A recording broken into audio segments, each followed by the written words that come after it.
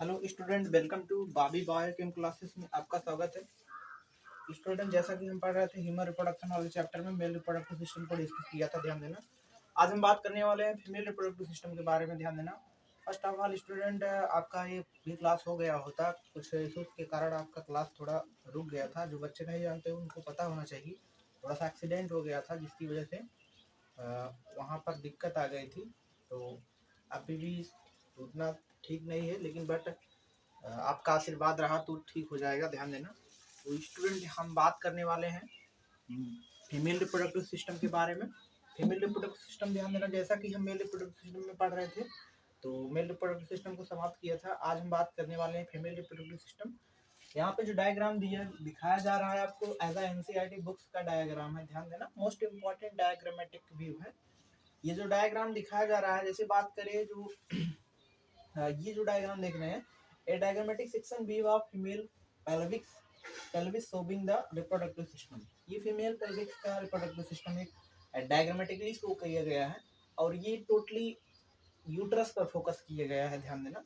इस डायग्राम में total uterus पर सेक्शन काट मतलब डिटेल में देखा जा रहा है कि एक्चुअल यूट्रस का स्ट्रक्चर कैसा होता है। साथ के साथ उसमें ओवरी पर भी फोकस किया गया है। जैसे स्टूडेंट, हम जब बात करते हैं रिप्रोडक्टिव सिस्टम की तो थोड़ा सा जान लेते हैं रिप्रोडक्टिव सिस्टम को पढ़ना क्यों जरूरी है।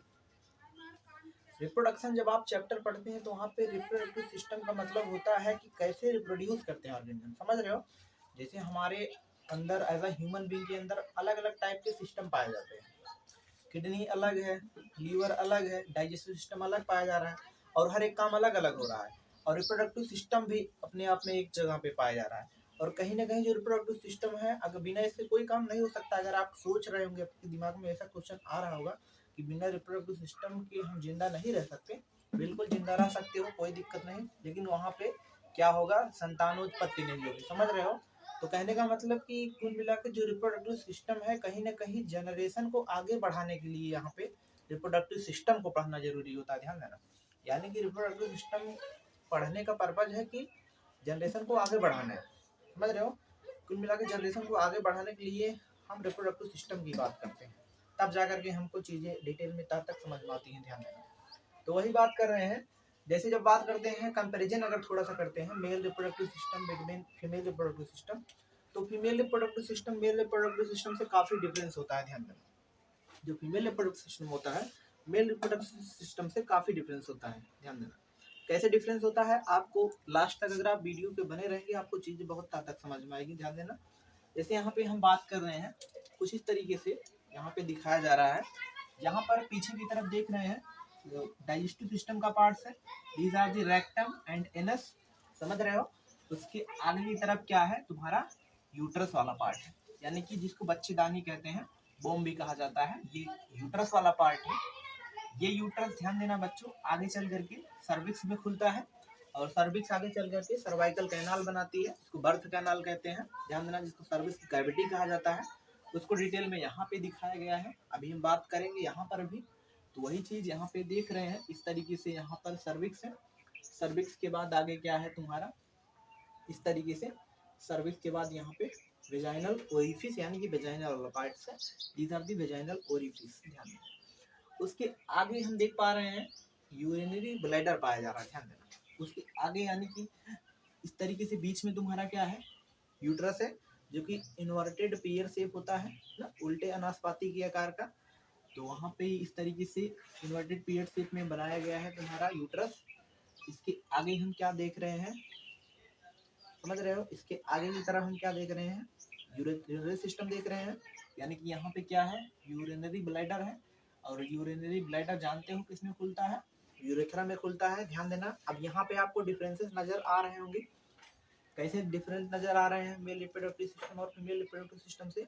जब हम मेल रिप्रोडक्टिव सिस्टम पढ़ रहे थे तो वहाँ पर हमने क्या बात की थी, ध्यान देना। वहाँ पे हमने बात किया था कि एक ही ओपनिंग होती है, यानी कि एक ही ओपनिंग के द्वारा स्पर्म भी रन करता है और यूरिन भी रन करता है। But in the case of female reproductive system, लेकिन फीमेल रिप्रोडक्टिव सिस्टम में ऐसा नहीं देखा जा रहा है। फीमेल रिप्रोडक्टिव सिस्टम में क्या देख रहे हैं, यहाँ पे सेपरेट ओपनिंग है।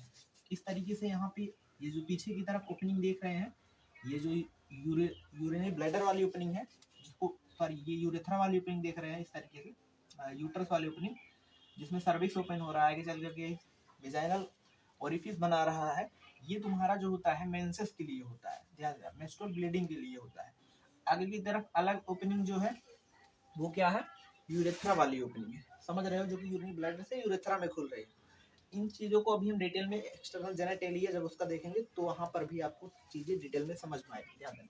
जो नीचे की तरफ दिखाया जा रहा है दीदार, ये सब एक्सटर्नल जेनेटेलिया है, ध्यान देना, external genitalia of female reproductive system. अभी हम बात कर रहे हैं एक्सटर्नल जेनेटेलिया की, ध्यान देना। यहाँ पे इस तरीके से हम क्या देख पा रहे हैं, यहाँ पे इस तरीके से हम एक्सटर्नल जेनेटेलिया, जब यहाँ पे थोड़ा सा दिखाया गया है external genitalia female reproductive system, इस तरीके से यहाँ पे लेबिया मेजोरा है एंड लेबियम माइनोरा है, इस तरीके से बाहर की तरफ क्या है, मेजोरा है, इसके अंदर की तरफ माइनोरम है। और यहाँ पे इस तरीके से जब देखते हैं, there are the most important organs, जिसको क्लाइटोरिस कहा जाता है, स्टूडेंट क्लाइटोरिस कहा जाता है। ये क्लाइटोरिस जो होता है as a sexual sensation of the female, यानी कि ये फीमेल में क्या करता है, सेक्सुअल सेंसेशन को जनरेट कराता है। देन ये कभी इरेक्ट हो जाता है, ध्यान देना, ड्यूरिंग सेक्सुअल सेंसेशन के दौरान। उसके साथ के साथ जब बात करते हैं हम क्लाइटोरिस की, तो क्लाइटोरिस जो होता है ये एनालोगस टू मेल पेनिस, यानी कि ये मेल पेनिस के एनालोगस होता है। इंपॉर्टेंट लाइन है, इसको आप ध्यान से समझिए। आगे यहाँ पे जो दिखाया जा रहा है प्यूबिक सिम्फाइसिस है, प्यूबिक सिम्फाइसिस, इस तरीके से हमने यहाँ पे यूरिनरी ब्लैडर वगैरह की बात करी। ध्यान देना बच्चों, ये जो रिप्रोडक्टिव सिस्टम का डायग्राम दिखाया जा रहा है, ये जो डायग्राम है तुम्हारा, दीज आर दी फीमेल का पेल्विक रीजन का पूरा डिटेल में यहाँ पे शोविंग किया गया है। जब इस डायग्राम को हम थोड़ा सा डीप में देखते हैं तो यहाँ पे इस तरीके से तुमको दिखाई देता है, ध्यान देना। ऐसा यूट्रस पे जब फोकस करते हैं कुल मिला करके, तब ये डायग्राम तुमको नजर आता है। That is the diagrammatic section view of the female reproductive system. एक फीमेल रिप्रोडक्टिव सिस्टम का डायग्रामेटिकली सेक्शन है, ध्यान देना। यानी कि कहीं ना कहीं फीमेल रिप्रोडक्टिव सिस्टम की जब हम बात करते हैं तो maximum parts female reproductive system की ये अंदर प्रेजेंट होते हैं, ध्यान देना, यानी कि इंटरनली सिचुएटेड होते हैं, समझ रहे हो, पेल्विक रीजन में इंटरनली सिचुएटेड होते हैं, ये अंदर की तरफ चीजें होती हैं, ध्यान देना। जब बात करते हैं एक्सटर्नल जेनेटेलिया की, तो वो चीजें आपको बाहर दिखाई देती हैं थोड़ा सा, मतलब मैक्सिमम चीजें कहाँ पे होती हैं, अंदर ही देखी जाती हैं, ध्यान देना। जब इस पे फोकस करते हैं हम, कुछ इस तरीके से देख पाते हैं, ध्यान से समझेंगे। ये तुम्हारा क्या है, इस तरीके से यहाँ पे यूट्रस फंडस है, यानी कि पूरा का पूरा भाग जो देख रहे हो ये यूट्रस का ही पार्ट्स है, ये पूरा पार्ट्स जो देख रहे हो यूट्रस का पार्ट्स हुआ करता है। यहाँ पे इस तरीके से uterine fundus and uterine cavity है। यूटेराइन कैविटी के बाद यहाँ पे ये ओविडक्ट का पार्ट्स है, ओविडक्ट यानी कि फैलोपियन ट्यूब जिसे भी कहते हैं, ध्यान देना। जब बात करते हैं फैलोपियन ट्यूब की, फैलोपियन ट्यूब के 3 भाग हुआ करता है, ध्यान देना। इस तरीके से यहाँ पे अंगुली जैसी संरचना जो पाई जाती है, सबसे पहले यहाँ पे इस तरीके से नली आई है, इस तरीके से अंगुली जैसी संरचना जो पाई जा रही है उसको क्या बोलते हैं, फिम्ब्रे नाम देते हैं, इंपॉर्टेंट है, फिम्ब्रे कहते हैं। फिम्ब्रे के ऊपर की तरफ का जो भाग होता है उसको हम इन्फंडिबुलम कहते हैं। इन्फंडिबुलम के ऊपर जो होता है एम्फुला होता है, ध्यान देना, वेरी वेरी मोस्ट इंपॉर्टेंट, एम्फुला। आगे चल कर के किसमें, इन्फुला के आगे जो भाग है इसको हम क्या कहते हैं, इस्थमस कहते हैं, स्टूडेंट ध्यान देना, क्या कहते हैं, इस्थमस कहते हैं। इसके बगल जो होता है इन्फंडिबुलम के बगल, यहाँ पे इस तरीके से ओवरी सिचुएटेड होता है, ध्यान देना। जो ओवरी होता है ये ओवेरियन लिगामेंट से अटैच्ड होता है, ध्यान देना, इस तरीके से जुड़ा होता है। ओव्यूलेशन के टाइम यहाँ से अंडा बाहर निकलता है, यानी एक्स बाहर निकलता है। जब एक्स बाहर निकलता है, अंडा बाहर निकलता है, तो होता क्या है, ये जो फिम्बरी है इस तरीके से फिम्बरी क्या करते हैं, जब अंडा बाहर निकलेगा, सपोज दैट इसको तुम इमेजिन करो, ये अंडा है, ओवरी में है, जब ये बाहर निकलता है तो होता क्या है, जैसे ही ये ब्रस्ट होता है तो ये जो फिम्बरे पाए जा रहे हैं, समझ रहे हो, जो फिम्बरे पाए जाते हैं ये क्या करते हैं, उसको संग्रहित कर लेते हैं, मतलब कलेक्शन का काम करते हैं। कलेक्शन करने मतलब उसको पकड़ लेते हैं, तो फ्लूइड के साथ निकलता है, ध्यान देना, कुछ फ्लूइड लाइक सब्सटेंस होते हैं जिसको आसानी से वो संग्रहित कर लेता है। फैलोपियन ट्यूब का पार्ट्स फिम्बरे से फिर इन्फंडिबुलम के जरिए इस्थमस और एम्फुला वाले जंक्शन के बीचों बीच पड़ा रहता है, वहीं पे फर्टिलाइजेशन की प्रक्रिया देखी जाती है, ध्यान देना स्टूडेंट। इसको हम आगे काफी डीप में समझने वाले हैं। आगे हम बात करते हैं इस स्ट्रक्चर में और क्या दिखाई दे रहा है। इस स्ट्रक्चर में हमको और चीजें दिखाई दे रही हैं। यहाँ पे नीचे की तरफ जब आते हैं तो जो दिखाई देता है इस तरीके से वेजाइना होता है एंड सर्वाइकल कैनाल होता है, देन सर्विक्स होता है, उनको हमने बताया भी है। जब बात करते हैं सर्विक्स एंड सर्वाइकल कैनाल, इसमें सर्विक्स, इसको सर्वाइकल कैविटी बोलते हैं, जिसको बर्थ कैनाल भी बोलते हैं। ध्यान देना, बर्थ कैनाल यानी कि इसको बर्थ कैनाल भी कहते हैं। बर्थ कैनाल इंपॉर्टेंट है। बर्थ कैनाल का मतलब कि बच्चा बाहर निकलता है, इसी कैनाल के जरिए बाहर निकलता है। ध्यान देना, जब बच्चे की डिलीवरी होती है, अभी डिलीवरी की जब बात करते हैं तो नॉर्मल डिलीवरी, समझ रहे हो, नॉर्मल डिलीवरी जब होती है तो बच्चा जो बाहर निकलता है तो इसी बर्थ कैनाल से होते हुए बाहर निकलता है। ध्यान देना, उसके बारे में हम काफी हद तक समझेंगे आगे।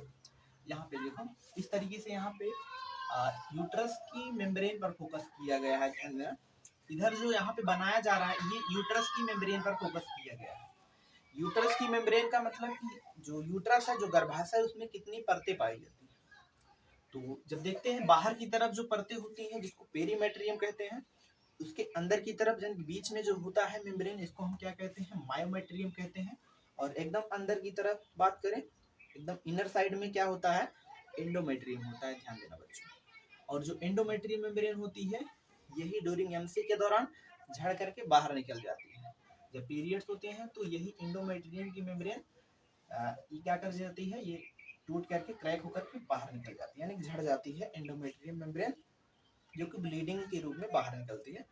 और 1 से 5 दिन तक ऐसा होता है, ब्लीडिंग ऐसा देखा जाता है। ये चीज़ें हम काफ़ी तक समझेंगे एज एमसी जब पढ़ेंगे, जिस मेंस्ट्रुअल साइकिल जब पढ़ेंगे, वहाँ पर हम चीज़ें को डिटेल में फोकस करेंगे। ध्यान देना स्टूडेंट। तो कहने का मतलब ये तो रही एंडोमेट्रियम।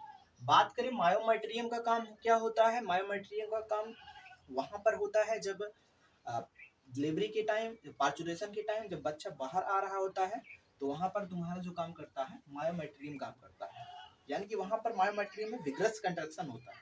समझ रहे हो, विग्रस कंट्रक्शन मतलब काफी तेजी से वहाँ पे संकुचन होता है, जिसको हिंदी में कह सकते हैं प्रसव पीड़ा उत्पन्न होती है, तब जाकर के बच्चा बाहर आता है। ध्यान देना, कहने का मतलब कि काफी सारा पीड़ा, मतलब कि एज अ फीमेल की बात करें तो फीमेल अपनी लाइफ में बहुत सारे दर्द से होकर गुजरते हैं।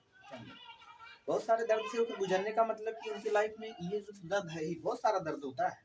ऐसा बात करें, ऐसा पीरियड के टाइम तो काफी दर्द होता है। कैसे दर्द होता है, क्योंकि यहाँ पे भैया तुम ही लोग दिमाग लगाओ, एंडोमेट्रियम की मेम्ब्रेन क्या होती है, वो क्रैक होकर के बाहर निकलती है। यानी कि जो ब्लड कैपिलरी है, छोटे छोटे उसमें ब्लड कैपिलरी पाई जाती है, जब वो टूट करके बाहर निकलेगी तो पेन होगा ही, जाहिर सी बात है पेन होगा। और ऐसा नहीं है कि किसी में पेन नहीं होता, अधिकतर सभी में पेन देखा जाता है, ऑल ऑफ फीमेल में पेन देखा जाता है। समझ रहे हो, तो ये काफी खतरनाक प्रोसेस, यानी कि एंडोमेट्रियम कुल मिलाकर ये चीजें होना भी जरूरी है, अगर ना भी हो तब भी दिक्कत है। समझ रहे हो, तो एज एमसी के दौरान ये चीज देखी जाती है। एज जब बर्थिंग कंडीशन होगा तब भी आपका काफी खतरनाक सिचुएशन देखा जाता है। ध्यान देना, जब बेबी डिलीवर कर रहा होगा तब भी खतरनाक सिचुएशन। तभी कहते हैं सभी स्टूडेंट से to respect to all of female, आप सभी फीमेल्स का रिस्पेक्ट करें। ध्यान देना, क्योंकि आपको जन्म भी दिए हैं फीमेल। ध्यान देना, आपकी माँ जो कि मतलब फीमेल ही है, जन्म दिए हैं, तो आप उनका रिस्पेक्ट करें, सभी फीमेल का रिस्पेक्ट करें। ध्यान देना, अपने आप में बहुत बड़ी बात होती है। ये आप पढ़ेंगे, अगर लास्ट तक अगर आप चीज़ों को ये लेक्चर पढ़ेंगे तो आपको खुद ही लगेगा कि कितना, समझ रहे हो। आगे हम बात करते हैं, ध्यान से देखना। तो यहाँ पर हम देख पा रहे हैं, इस तरीके से हमने बात किया। थोड़ा सा एक्सटर्नल जेनेटेलिया पर फोकस कर लेते हैं, ताकि आपको चीज़ें वहाँ पर कुछ कम समझ में आ रही होगी। जब एक्सटर्नल जेनेटेलिया पे फोकस करेंगे चीज़ें आपको क्लियर हो जाए। ध्यान देना, जब बात करते हैं स्टूडेंट एक्सटर्नल जेनेटेलिया की, तो छोटा सा स्ट्रक्चर हम बना रहे हैं एक्सटर्नल जेनेटेलिया का। तो इस तरीके से कुछ एक्सटर्नल जेनेटेलिया को हम समझते हैं, कुछ इस तरीके से। ध्यान देना स्टूडेंट, यहाँ पे हम क्या देख पा रहे हैं, ऊपर की तरफ इस तरीके से एक पार्ट्स होता है, इस तरीके से निकला होता है, इसको हम क्या बोलते हैं, क्लाइटोरिस बोलते हैं। आई होप आपको दिख रहा है, समझ में आ रहा है। इस तरीके से यहाँ पर दो मेम्ब्रेन देखी जाती है। बाहर वाली को जैसे हमने यहाँ पर दर्शाया भी है, बाहर वाली को क्या बोल रहे हैं, लीबिया मेजोरा, क्या बोल रहे हैं, लेबियम,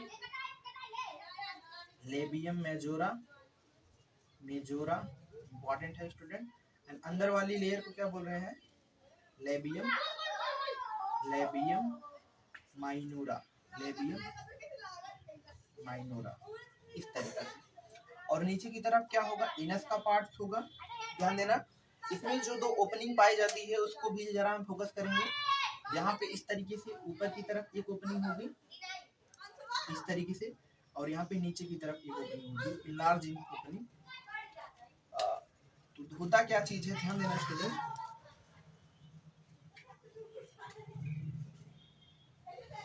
यहाँ पे हम जब बात करते हैं नीचे वाली ओपनिंग जिसको हम वेजाइनल ओपनिंग कहते हैं, दोनों ओपनिंग का अलग अलग नेम है, ये भी क्लियर करके चलेंगे। इसको हम बोलते हैं यूरेथ्रल ओपनिंग, यूरेथ्रल ओपनिंग। इसको क्या कहा जाता है, वेजाइनल ओपनिंग, वेजाइनल ओपनिंग।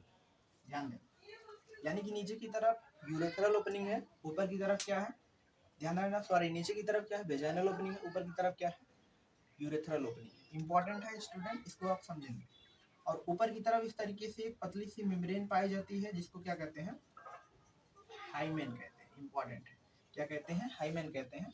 और ये क्या है, मेम्ब्रेन। इस तरीके से और क्या चीज देखा जाता है, और यहाँ पर इस तरीके से क्या होते हैं, मोन्सा प्यूबिस, यानी कि प्यूबिक हेयर देखे जाते हैं। ध्यान देना, इस तरीके से यहाँ पे क्या होंगे, प्यूबिक हेयर, प्यूबिक हेयर दिखाई देंगे जिसको हम मोन्सा प्यूबिस। और यहाँ पे एडिपोज टिश्यूज का डिपोजिशन होता है, डिपोजिशन होता है। ध्यान देना, जो लेबियम मेजोरम है, जो लेबियम माइनोरम है, वहाँ पर एडिपोज टिश्यूज का क्या होता है, डिपोजिशन होता है। फैटी टिश्यू होते हैं। ध्यान देना, इंपॉर्टेंट है। जहाँ पे हम देख पा रहे हैं इस तरीके से, जैसे यहाँ पर हमने फोकस कर रहे थे तो क्लियर नहीं दिखाई दे रहा था, ये आपको दिखाई दे रहा है। ध्यान देना, ये जो स्ट्रक्चर है, these are the external genitalia female reproductive system. ध्यान देना, external genitalia female reproductive system. Student आप डिस्टर्ब भी हो रहे होंगे हमारे ख्याल से, तो क्या करें भाई, बच्चे हैं खेल रहे हैं तो उनको मना भी नहीं कर सकता कोई। आजकल बच्चे जानते हो कैसे हैं। यही क्या है, एनस वाला पार्ट से, ये क्या है, एनस वाला पार्ट से, समझ रहे हो। इस तरीके से क्या है, ये पूरा फीमेल रिप्रोडक्टिव सिस्टम का स्ट्रक्चर है। ऊपर की तरफ क्या है, यूरेथ्रल ओपनिंग है, नीचे की तरफ क्या है, वेजाइनल ओपनिंग है। अब यूरेथ्रल ओपनिंग से यूरिन बाहर आता है, और वेजाइनल ओपनिंग से मेंसेस ब्लीडिंग, यानी मेंस्ट्रुअल ब्लीडिंग वगैरह जो बाहर निकलता है, यानी जब एंडोमेट्रियम ब्रेक हो जाता है, ब्रेक होने के बाद जब ब्लीडिंग आउट बाहर निकलता है, ब्लीडिंग कहीं ना कहीं वेजाइनल ओपनिंग से होकर निकलता है। ध्यान देना। और यहाँ पर जो हाइमन मेम्ब्रेन देखे जा रहा है, इम्पॉर्टेंट है, इसके बारे में काफ़ी मिथ भी है। ध्यान देना, ये एज अ ड्यूरिंग, ये कुल मिलाकर फीमेल मेल तो रहता ही है, साइकिलिंग के दौरान, एक्सरसाइजेस के दौरान, ड्यूरिंग फर्स्ट इंटरकोर्स के दौरान ये जो मेम्ब्रेन होती है टूट जाती है। ध्यान देना, सिंपल सा इसकी छोटा सा ब्लड कैपिलरी की मेम्ब्रेन होती है, पतला सा, ये टूट जाता है। टूटने के बाद वहाँ पे छोटा बहुत ब्लीडिंग भी देखा जाता है कभी कभी, कभी भी ऐसा होता भी नहीं है। ध्यान देना, तो कहने का मतलब कि हाइमन मेम्ब्रेन, कुछ लोग इस हाइमन मेम्ब्रेन को वर्जिनिटी से कोरिलेट करते हैं। ध्यान देना, वर्जिनिटी से कोरिलेट करते हैं, यानी कि वर्जिनिटी है, वर्जाइन, समझ रहे हो, वर्जिनिटी से मिला करके वो सेक्सुअल एक्सपीरियंस में है या नहीं है, समझ रहे हो। तो कहने का मतलब ऐसा कुछ नहीं है, क्योंकि ड्यूरिंग साइकिलिंग आपको एनसीईआरटी बुक्स में भी लिखा गया है, वहाँ पर भी देख सकते हैं। तो डिफरेंट डिफरेंट एक्टिविटीज़ के दौरान ये टूट जाती है, समझ रहे हो। वेजाइनल टेम्पम काफ़ी चीज़ें होती हैं, तो वहाँ पर ये ब्रेक हो जाती है, सिंपल थोड़ा सा। तो इसको वर्जिनिटी से कोरिलेट करना सही नहीं है, ध्यान देना, तो सिंपल है। आगे हम देख पा रहे हैं, और ध्यान देना, हाइम्यूनोप्लास्टी सर्जरी भी होती है, इसकी आजकल बहुत काफ़ी डिमांड है, तो उस पर बात ज़्यादा हम डिस्कस नहीं करते हैं, आगे हम पढ़ेंगे भी इसको हम। तो इस तरीके से हम क्या पूरे फीमेल रिप्रोडक्टिव सिस्टम को समझ पाते हैं। ध्यान देना, आई होप स्टूडेंट आपको फीमेल रिप्रोडक्टिव सिस्टम काफ़ी क्लियर समझ में आया होगा। अगर कोई डाउट्स होगा तो आगे हम आपको बात करेंगे, आगे इसके बारे में बहुत डिटेल में तक चीज़ों को बात करेंगे। ध्यान देना, क्योंकि अभी तो ऊपर लेवल पर ही बात की गई है, क्योंकि स्टार्टिंग है, समझ रहे हो, क्या है फीमेल रिप्रोडक्टिव सिस्टम का ओवरऑल लेक्चर है। Then thanks for watching video student.